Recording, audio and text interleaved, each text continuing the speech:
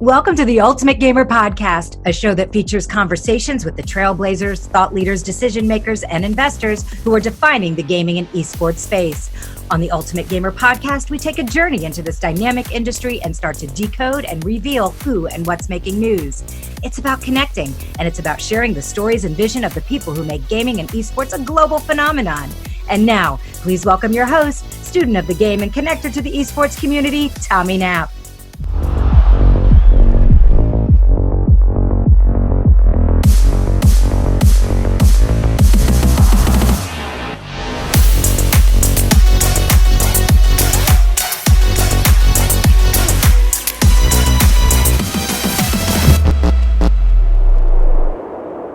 What's up, everyone? I'm Tommy Knapp, and this is an all-new episode of the All About the Game podcast presented by The Ultimate Gamer. On today's show, I have a conversation with Rick Daniels, CEO and Director of Operations at Ghostpunch Games, an independent game studio based in South Florida. Ghostpunch has contributed to some of gaming's biggest franchises, including Call of Duty, Madden, BioShock, Borderlands, Dragon Age, and Mortal Kombat. They've also collaborated with Sony, 2K, Activision, Warner Brothers, EA, and Gearbox. An impressive list. Rick is an experienced game developer and first entered the industry through a background in art. His interest in game development was piqued when he was introduced to 3D Studio in the 90s. He considers this to be a turning point in his life.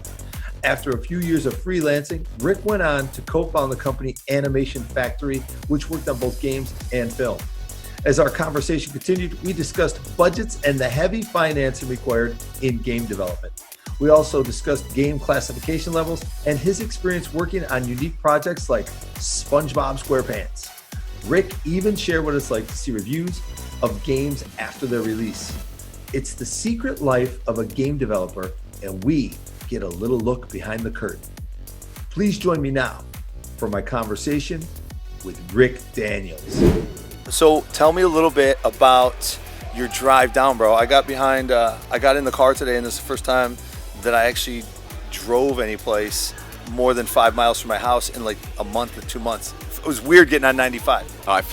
Well, I'll confess that my brother lives in the Keys, so I've already ventured you've south. Done it a few times. Yeah, so this is close. Yeah. And I live out, I'm in Davis, so I live out west a little, or I head west, so I always go to 75. I don't mess with anything east, right? I don't go to Golden Glades, so traffic's nice.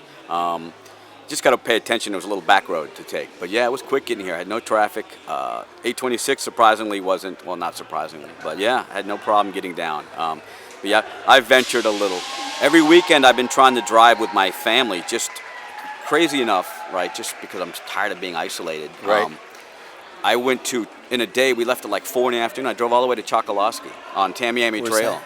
Down on the west coast. It's okay. Down southwest. So I drove all the way across. So like south of Naples? Yeah, south of Naples. I've never been there. And I did it in a day. We just drove down. We like 4 or 3 something. We hit the road. We went down to Tamiami, drove all the way across. There's nobody down there, so you're still isolating. Yeah. And we took a back road, which is called Loop Road. So we're in like a dirt road back there in the middle of the Everglades. And right. Saw a ton of alligators and. Yeah, it's just nice to see that, get away a little and kind of take a break. We've been so busy, man. I just those.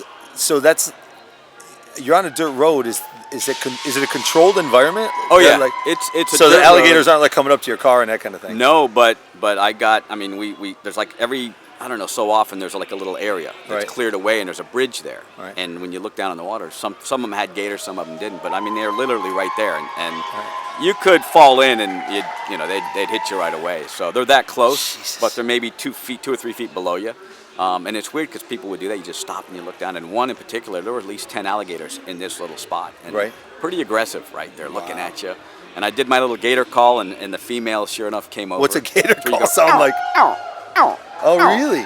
Yeah. And is that like legit, or are you just making that up? No, that's What, have you like gator hunted or something? Like, why did you learn watch that? shows and stuff, and you hear that noise, and guys used to hunt them. That sounded pretty good, actually. So yeah, is that what a gator sounds like, or is that what their prey sounds like? Little baby. Oh, okay. Okay. So you make you that can do it out of both sides of your mouth too. Yeah. You did it on your left and your right. I don't know. I've been probably doing that for years. I don't know where that came from, actually. I'm trying to think of when I started that, but I do a lot of sounds anyhow. Growing up, traveling a lot, I always made sounds. It's cool with sounds because it's something you have to do at a young age to kind of get your muscles and your tongue to actually be able to do accents and things like that. So I'd always been making sounds as a child. But yeah, it works. It won't work on the males. I think it works. I'm assuming it works on the females, right? Because they'll turn and they'll come. Wow. Well, I don't think you really want to call them. No, they can get pretty aggressive. And they'll get as close to you as they're comfortable with, right? They all have like a magical distance. Yeah. Some have no distance, right? They'll get pretty close. Well, so. you just said something that triggered a conversation that I had the other day with a gentleman named Toa Dunn who works for Riot Music. Okay. At Riot Games, and so he does all the music behind the characters. Oh, nice. For Riot. And for a bunch of the titles, so so we had a great conversation, man. And we got into it, right? Yeah. But because you're a developer of games, like when you go into developing games, and let's dive right into some of the stuff that you're doing right now. When you're developing these games, do you have people that are specifically just working on the sound side of things, or are you working more on the imagery, or just? Like how does it all work? Kind of just walk me through it, from conception to final game. And I know that's a lot. Well, and for us, because we work on quite a few different games, right? It's only so much obviously I can tell about our current projects, but historically, I know it's always very hush hush. It's ridiculous, but it's for a reason, right? Because a lot of the stuff we're working on currently hasn't been announced yet, and the publishers obviously. They spend a lot of time coming out and in deciding when they're going to come out. Right. It's based on the other games coming out, so there's so much time and effort goes into that, right? And it's all about the right timing. So it's very specialized, each thing. And when we do co-dev, which means we work with other studios, and our partners include some of the largest companies out there. Mostly like who? Historically, we've worked with everyone from 2K, Gearbox, Sony, Microsoft, Activision.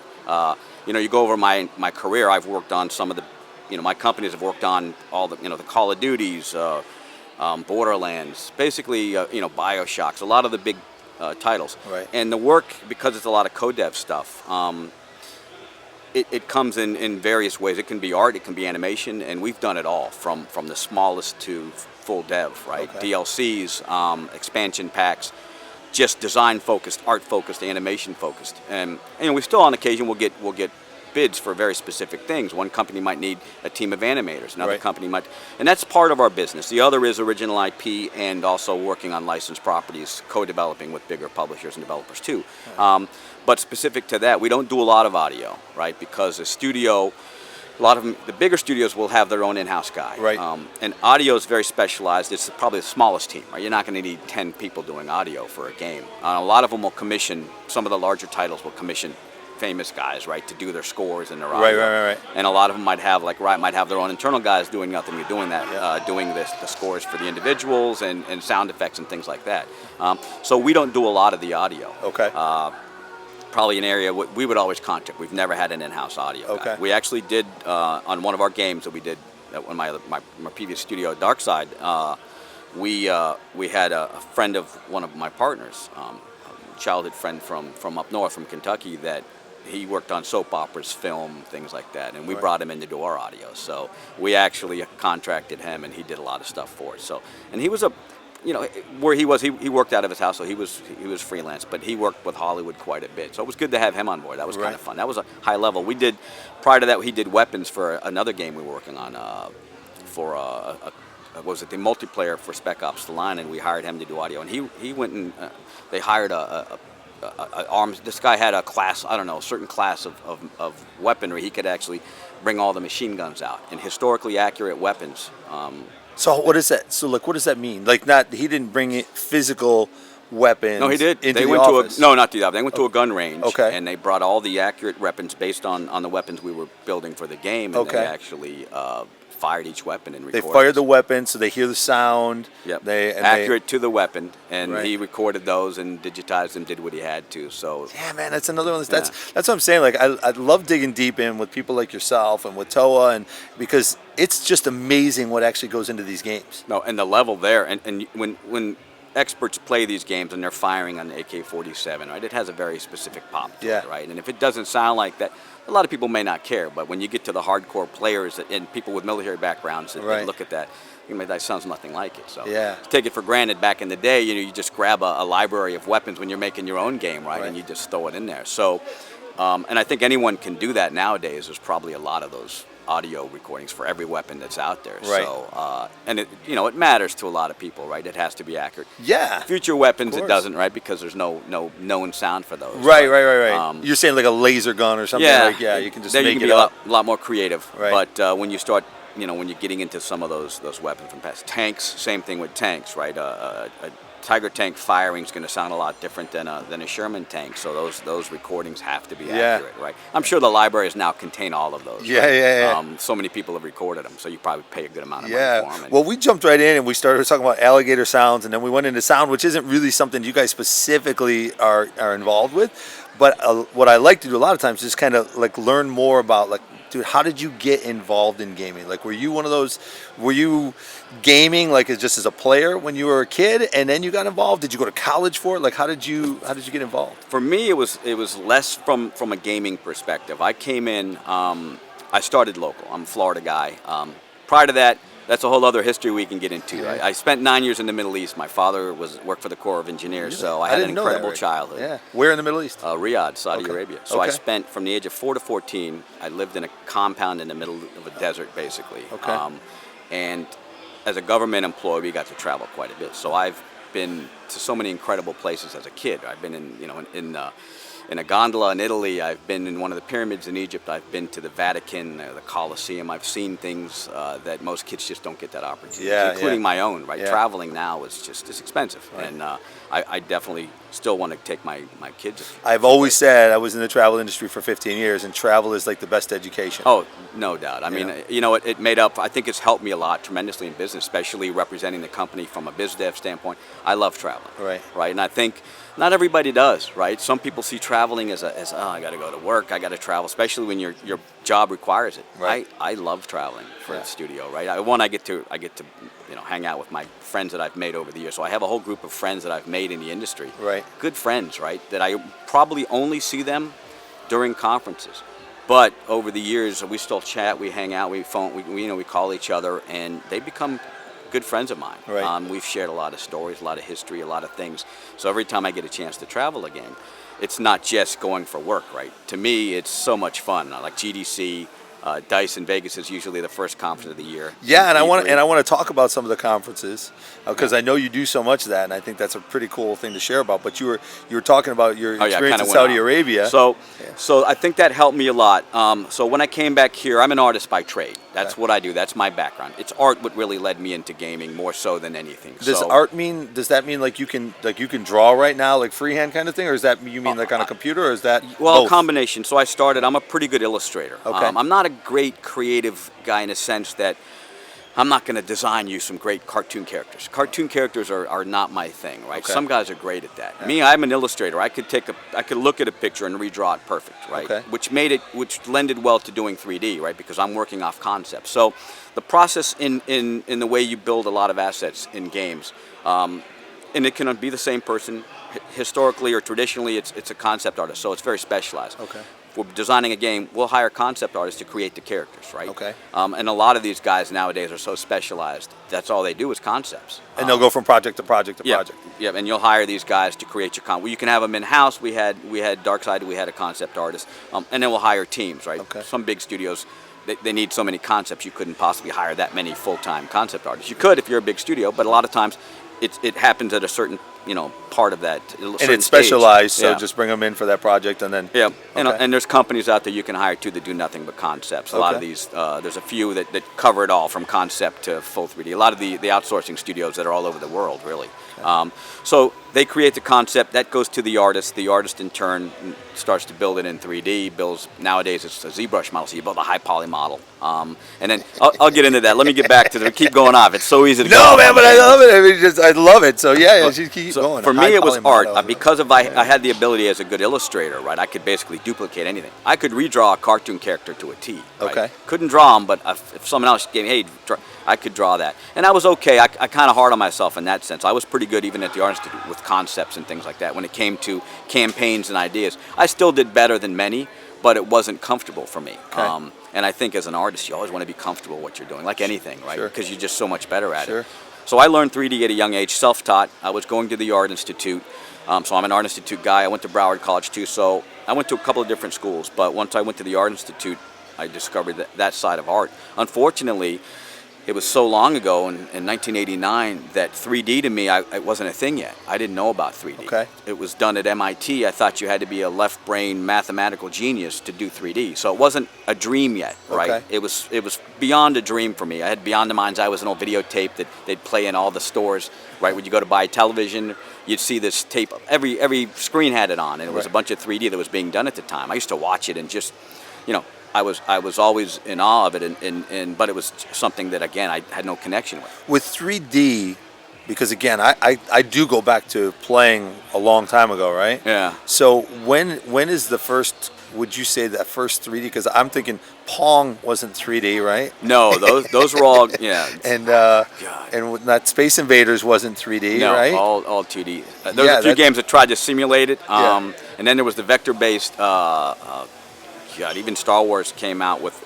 It was, and again, I'm not the expert in Yeah, in but it's just like transition. I don't even think about those things because when you're playing the game, but I see now when I just think about Pong and then Space Invaders and Donkey Kong, but there's a point where it Well, does. Doom it was does. one of the early ones. It's when they created the 3D engine, right? The Doom engine. It was when that transition started.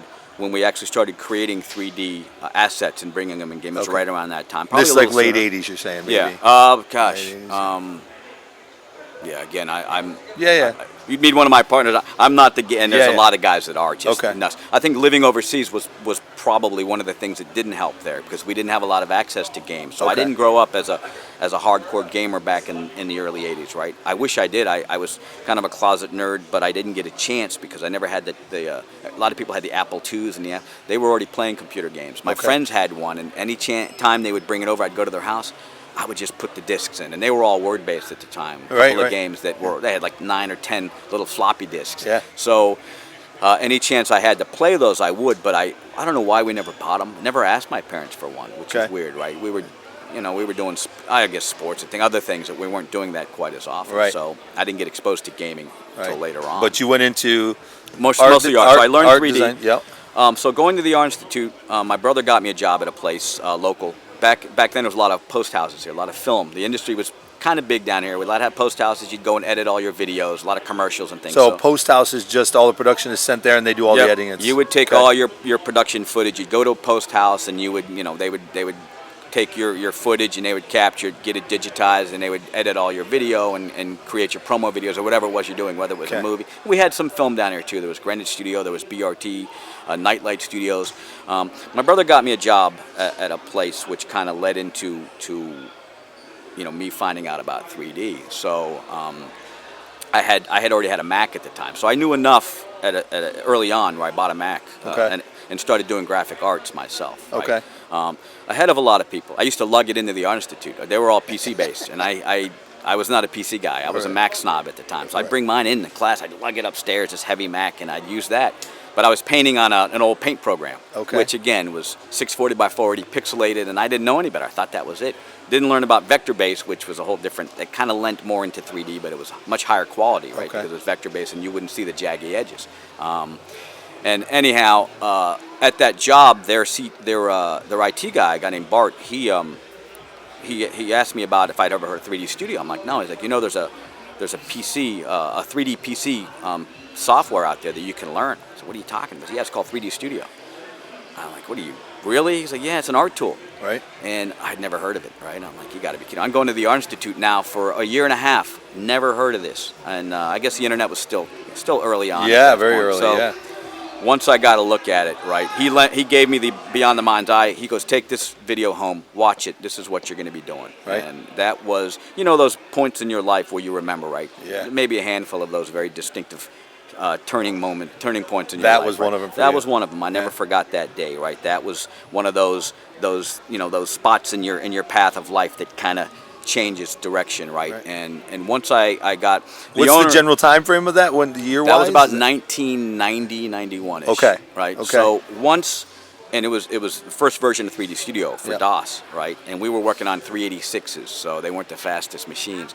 But we went and visited. There was a local Autodesk place. So we took the owner of the studio, who owned, it was a vending business. They sold payphones. Okay. Whole different business. Whole other conversation. They sold payphones to basically individuals who wanted to be their own boss, right? Okay. Hey, you can buy payphones and go same people that sell vending machines where you can go be your own boss and you go collect your coins every day. And if you buy enough of them, you might actually make money. But the people who actually make money in those vending business, the people that sell the products. Right. So they had a whole separate. Anyhow, I got a little taste of that whole side of things. It's interesting being there. But we went and visited Autodesk, and he was ready to buy it then, and he's reaching in his pocket, right? And they're like, well, it's $3,000. He puts his money back, right?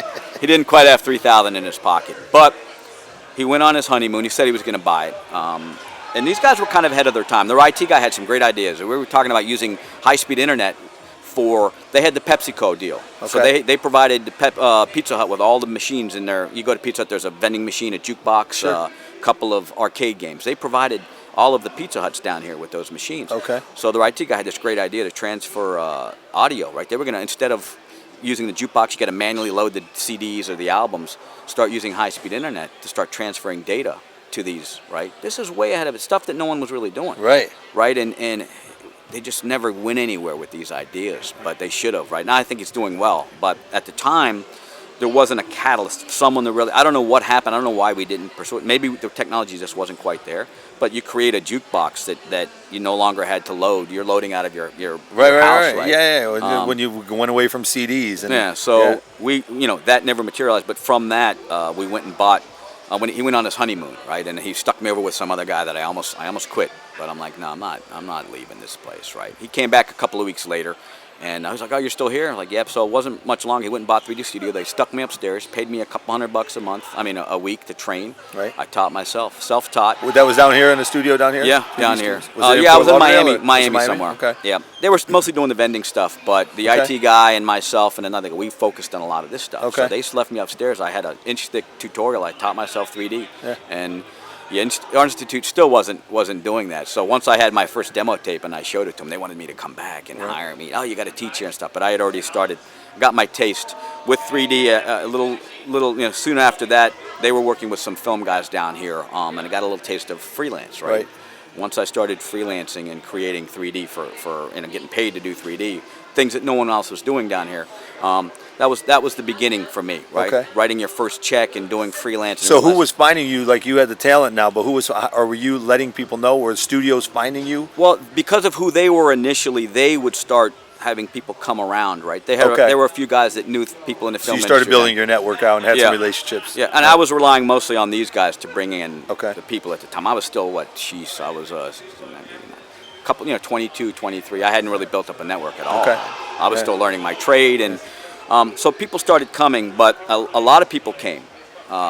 People that were in television, and we went up to BV. We went to one of the conferences, Comdex, up in Orlando. Okay. And I got to meet a few cool people that had seen our demo, seen some of the work that we were trying to do, including Michael. He used to do the sound effects, Police Academy. Michael, yeah. I can't remember that guy, but you were just doing the sound effects. It reminded me of him, actually. He had his own production studio. Okay. And he watched them. I got to meet him. Michael Winslow, I think. Yeah, I think that's it. So we met people like that. Just cool guys at these conferences pitching their own, trying to do their own production. Right. So I got to meet a few cool people.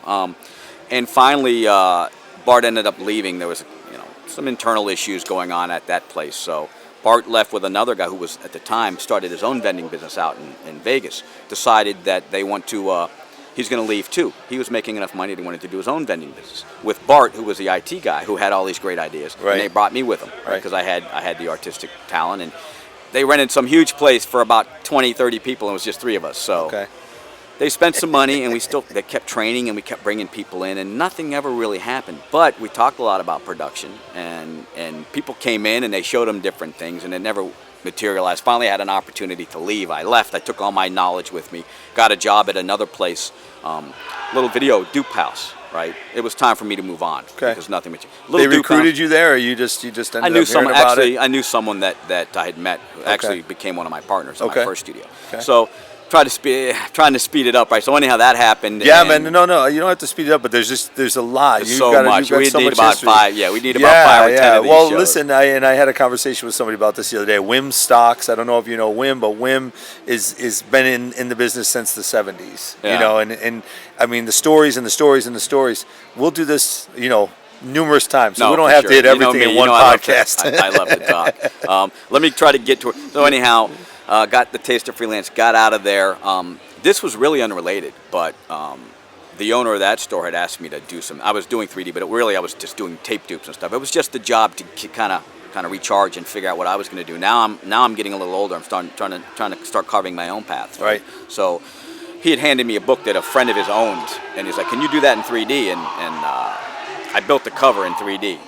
Perfect match for whatever he showed me. And he looked at it, he saw it on the screen, and he goes, "Holy," and I never forget another moment, he goes, "Holy," he's like, "Holy, you are good." Right.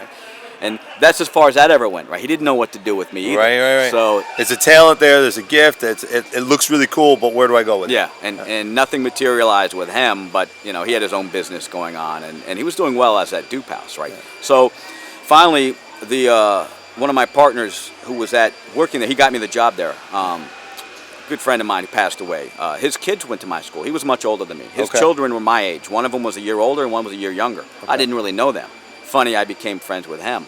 A guy named TC, Tom Brown, great guy. So he ended up. Wait, you said TC? Was his nickname? Yeah. Okay, and Tom his name Brown. is Tom Brown, so it didn't really fit for me. I don't know where I guess his middle name. Maybe his middle name is TC. C. Tom, yeah, Charlie, Charles, maybe. Yeah. So TC was working there, and he was he came from a whole different marketing side, right? So he had this marketing background. Anyhow, long story short, he ended up leaving, and then I ended up starting.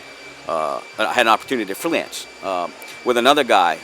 The people I had left, right? This other guy named Terry had taken over my position there as an artist. Okay. Right? We got together somehow. We started talking. I went back and visited those guys, right? And Terry and I were approached by some other people we met through that group, right? And they had a trailer they wanted to do, local trailer, animated trailer, and they wanted us to do a trailer for them. So right. Terry and I started talking. He asked me if I wanted to start a company. He had already been.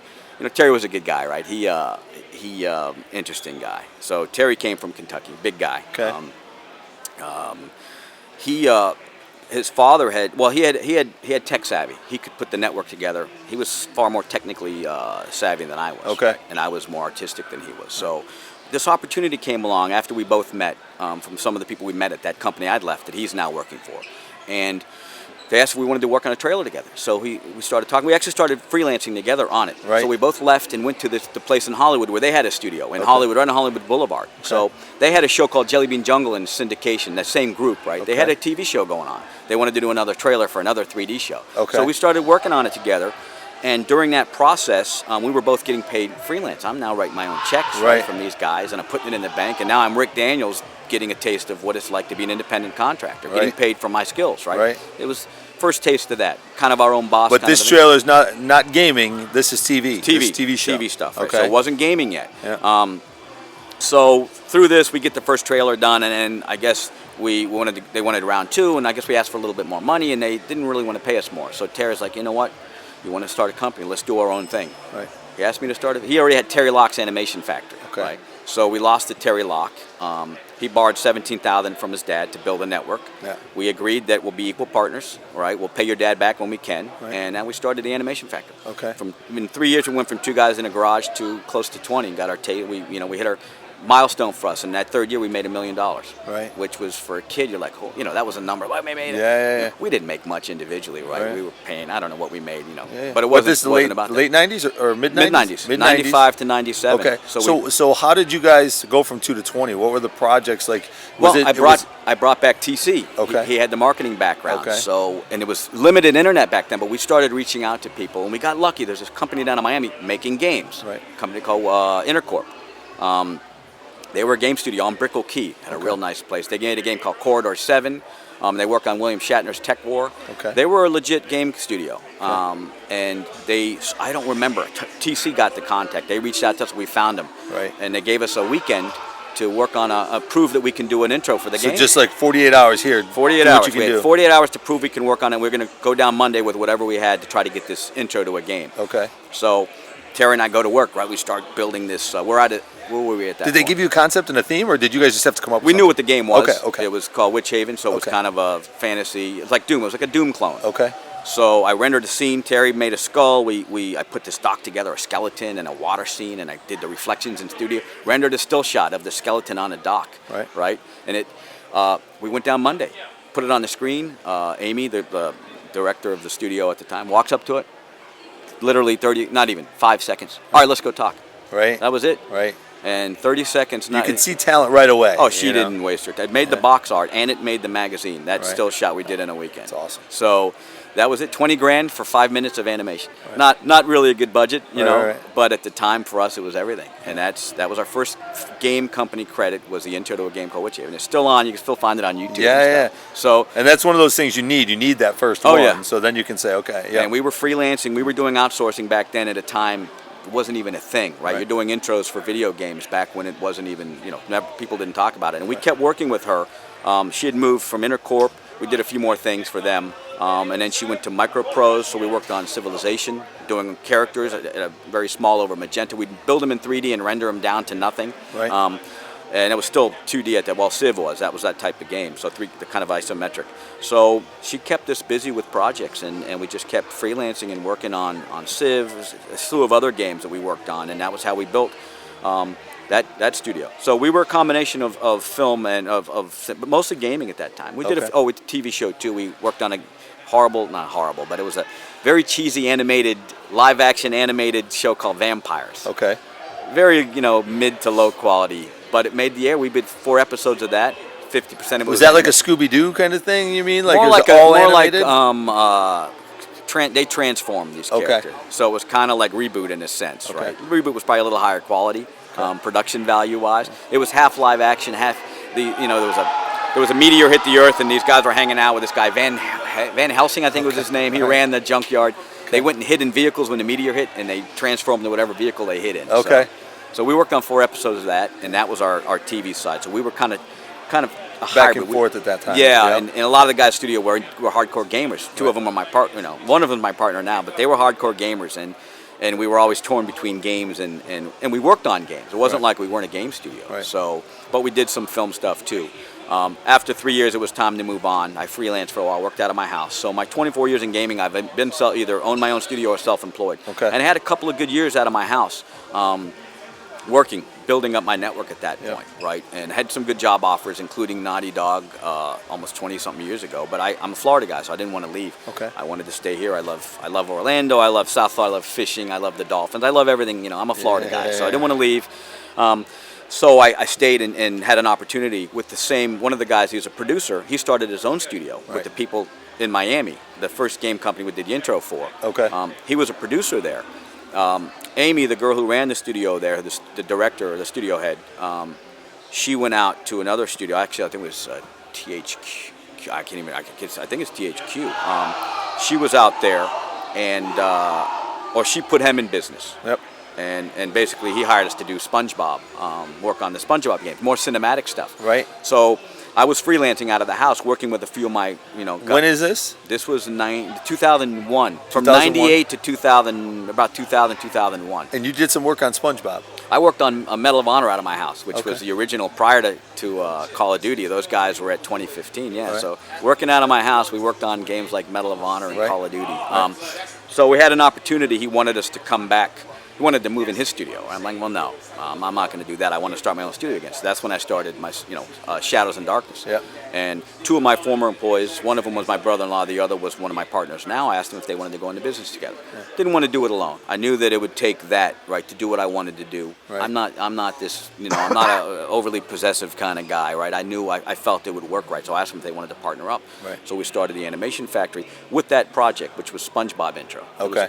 pretty, and it's still, you can find it on YouTube too. We did a lot of 3D cinematics for Spongebob, 3D rendered to look like 2D. So it was a pretty big deal for us. And we kept working with those guys, kept building up our studio in Hollywood. In Sunrise. Okay. I actually took a space.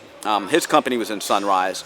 I checked with the landlord next door, there was a space. So I asked the landlord, we could rent the space. She's like, well, I can't rent it to you because James is going to be expanding next door.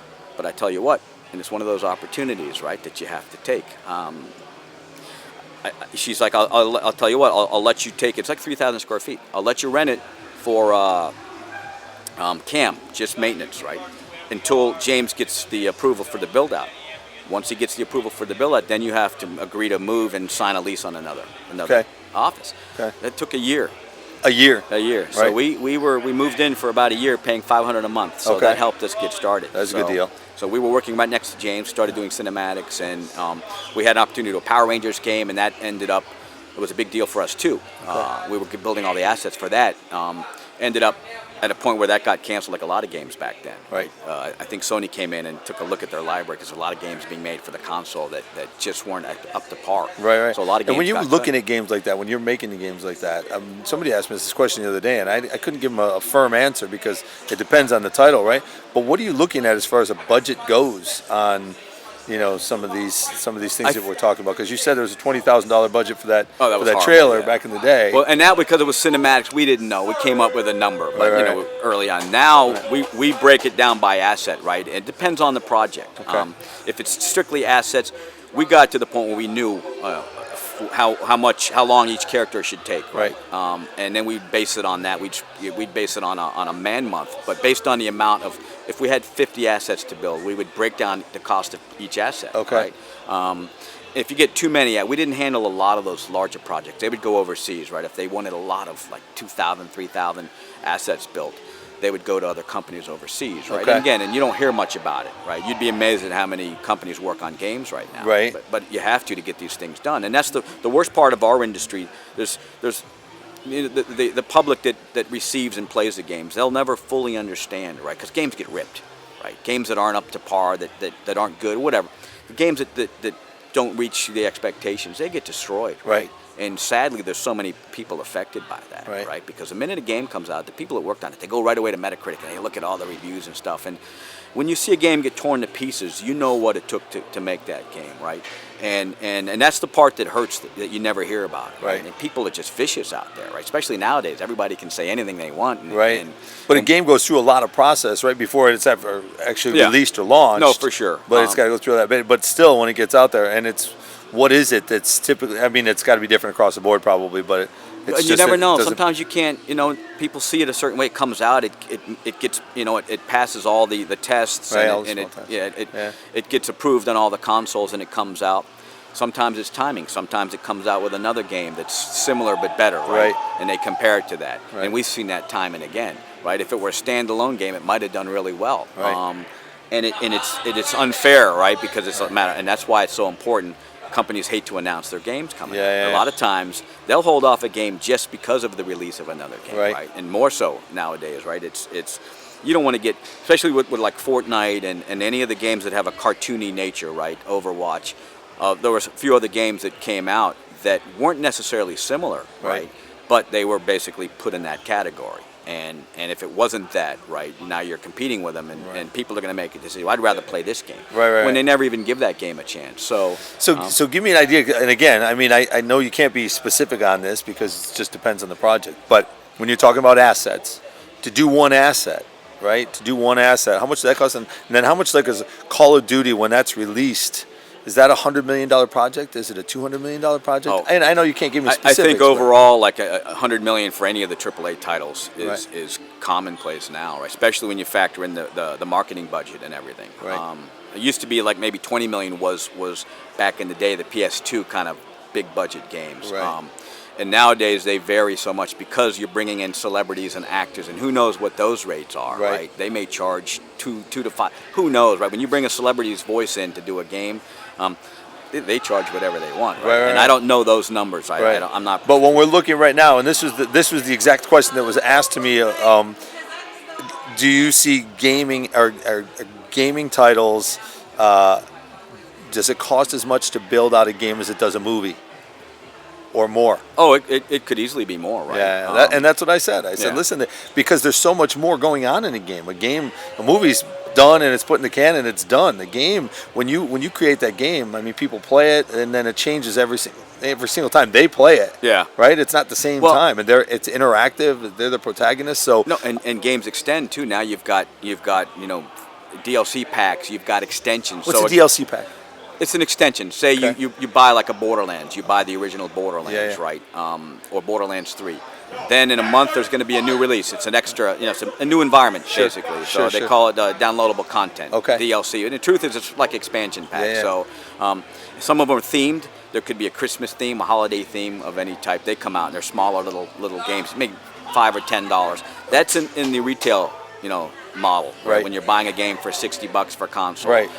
Free to play is a whole different, basically it's a whole different style and a whole different type of marketing and monetization. for sure. So, and they're endless too, right? People are always waiting for something new, whether it's just new skins or a new environment. A lot of them put so much into one environment. It's not often you'll get a new map, but when they do, people get excited, right? Yeah. You go to a new map, so. Well, I just see some of the stuff like that Epic does, right? And you just see like they just had another one. My kids told me the other day, like, oh, it was I don't remember if it was the new release of the new season or what, but it was a whole 10 minute show. It was completely different. And then they've done the stuff what they're calling the metaverse, right? Where they've done the stuff with Travis Scott and Marshmello, where it's a live concert in the game itself. And, Yeah, I don't. That's some of those things. How that happens and how they get so popular. It's a whole different world now. Yeah. Right? And It's amazing. So what you're doing to me is fascinating, and you're building your studio, or where you're working as a developer. You're building out your team like crazy right now. No, and we're trying to figure out ways. Still, I mean, as a developer, we're working, right? We're building, so we have a certain focus. We have to develop and create assets and environments and things like that. Yeah. That whole business side of it, that's a separate area, especially when you start to consider your own titles, right? Original IP, that's when you really got to start trying to figure out what you want to do there, Right. A lot of what we do has nothing to do with that. That's not our concern. So it's easier to do that in a sense, right? To stay focused on our milestones and our assets, right? We got to build 5 or 10 characters, whatever that job is. Right. We don't do a lot of art right now, mostly design. One thing I can announce is we're working with Gearbox Publishing and a developer, an indie developer, on Risk of Rain 2. So we're lending some design, and they've been great to us. They've given us some shout outs on Steam. Okay. So we've been helping those guys. That's a separate type. That's just all about the work, right? We don't focus at all. Our responsibility has really nothing to do with the monetization side. Right. So, But when somebody comes in, so when you're working with those guys, and you've got how many people on staff right now? we're close to 40 now, internal and 40, external. So okay. yeah, we've got So- a combination of a full internal staff and external guys that we use all the time. So those 40 people, do you then say, okay, you 3 guys are just working on this project, Oh yeah. and then that's all they do when they come into work? They're just working on that project until they finish off whatever those assets are that they're working on. Yeah, we have teams very specialized, and they don't bounce around. So right now, out of those 40 people, you might be working on 4, 5, 6 different titles? Yeah, we're currently working on 3 AAA titles at least right now, and a couple of other IPs. Wow, yeah. man. And then there's a couple of little simulators that come in, right? Whether it's a training sim. On occasion, we'll do some of those too. Mostly design work. Okay. But on occasion, they may require a programmer or two as well. So it's a combination.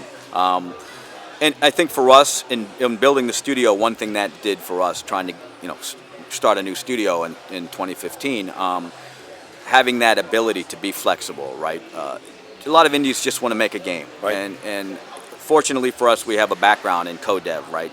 It's not, to start and make your own game. Now you have no revenue coming in, right? You can't. I'm not in a position to start a business without revenue. Yeah, So- especially like when you're talking about your own IP, that could be 10 million or 50 million or 100 million dollars. Yeah, and you gotta build a prototype, and then you gotta try to get people to fund it, and you gotta go travel, and you gotta have a studio to pull it off. Right. So, and there's a lot of people that do that, and some of them have success. Some of these guys, like the Risk of Rain guys, you get a team of 2 or 3 people that put something creative together.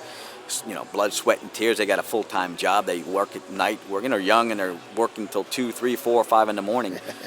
It's possible, which is the craziest thing, right? Then that's not us. I didn't. It wasn't what I've ever done. Right. And having a network of 20 plus years of meeting people at all levels, at some of the highest levels of some of these studios, I had to take advantage of that, right, in a way that benefits all of us. So that was what we did, and it helped us get off the ground. So our business model will always contain an element of co-dev and partnership. So which makes sense, because then you've always got revenue coming in. Yeah. Can you tell me, Rick, what's the difference between? Is it similar to like baseball, where you've got professional Major League Baseball, and then you've got AAA, AA, single A, and you kind of go down when you talk about a AAA, like a company, right? That you guys are working with. Yeah. And then is there a system like it goes down all the way to an indie developer, or like what's the difference between AAA and indie? Yeah, for sure. Now AAA, obviously, when you're working on what we traditionally call a AAA game, we're assuming that it's one of the big ones, Call of Duties or Borderlands or by any of the big titles, right? Historically. Now, and that could change. But when we say that, we just use that. I wouldn't say we use it loosely. We use it pretty much to describe a game that's a large scale, publisher-funded game like that, right? Any of the big ones. So it's really a lot of it's money based. It depends on how much the budget is for the project. Probably where it started, right? That we called it AAA. And again, I don't. It's funny. That's a good question, right? Find out what really defines, probably quality initially, right? Okay. It's at that AAA quality, right? Okay. And that would signify that it's a big budget visually, right? We know it's a big budget because the only way to really get there, that to build a Call of Duty is going to require a big budget. So I think AAA pertain more to quality more than anything, right? But that's changing because of technology. So I think to call some of these other indie games, they're just stunning as well, right? But to build high poly characters at that level, a high poly character for a game like a Call, any of the AAA games, they could take over a month to create. Okay. Right? And if you're paying one person, or if you're paying someone a month or two to make a character, that's expensive, especially if you're using US based people, right? Right. And when you said high poly character? High poly. So basically, you generate a very detailed piece of geometry that represents every wrinkle in the face, skin textures. People are actually creating these things, right? Down to earrings, little things, little eyelashes and stuff, eyebrows, things they have to paint in digitally, right? Belt buckles. There's so much detail. The character could never be used in a game at that level, right? The geometry is so dense that mathematically a computer couldn't process the movement of something that dense. Wow.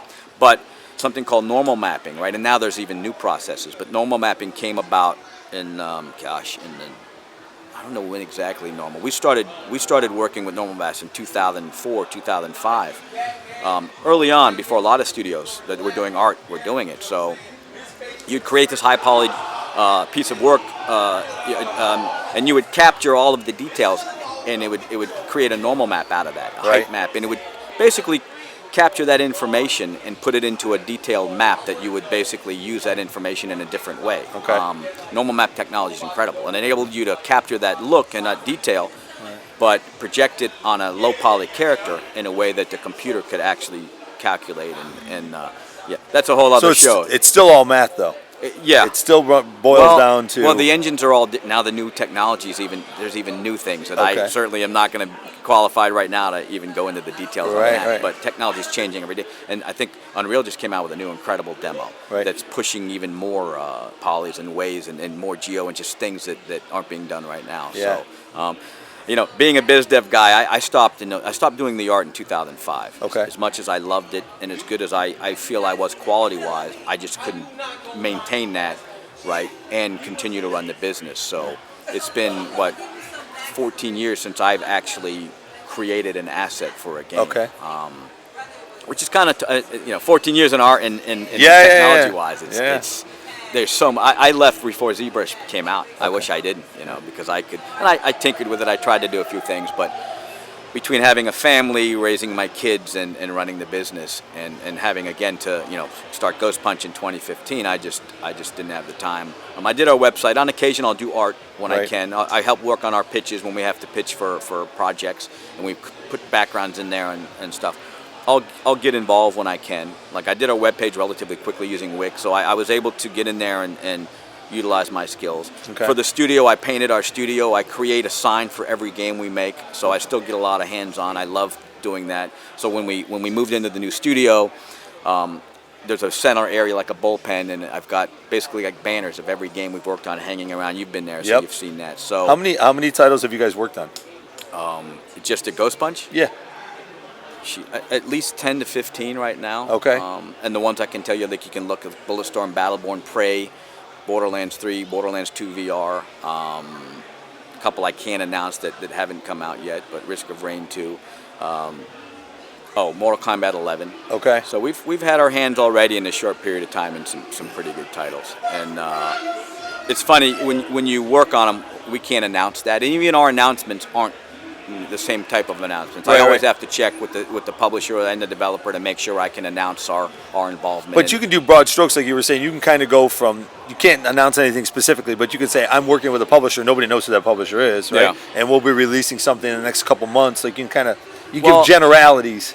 Of course, but what's scary about that is there are people out there that spend every living moment of their life trying to prove the existence of a game. Right.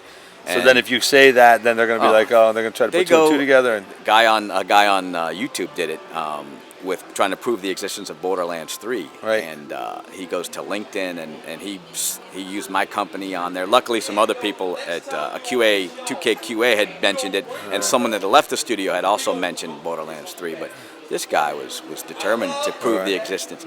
And I'd put just company logos, right, of the publishers that we're working with. And I happened to put the same two of the clients on the same little window, but not intentionally. Yeah. Because we were working on separate projects for both. Yeah. And he basically said, the two logos are together, so this must mean. Yeah, dude, it's amazing to me when people have that much time to do stuff like that. And then it might actually, you as a developer, sometimes it'd be fun to just mess with somebody, right? Yeah. Right? Like you just kind of put stuff out there and you know that nothing. It's so lead risky, them down that path, and who knows where they'll go with it. Well, we've learned 2 years ago that we had a publisher, I won't say any name, but we had a publisher that we had a QA guy internally that there was a name change for the product. Right. And he tweeted the name change, and within 30 minutes we got a phone call from the publisher.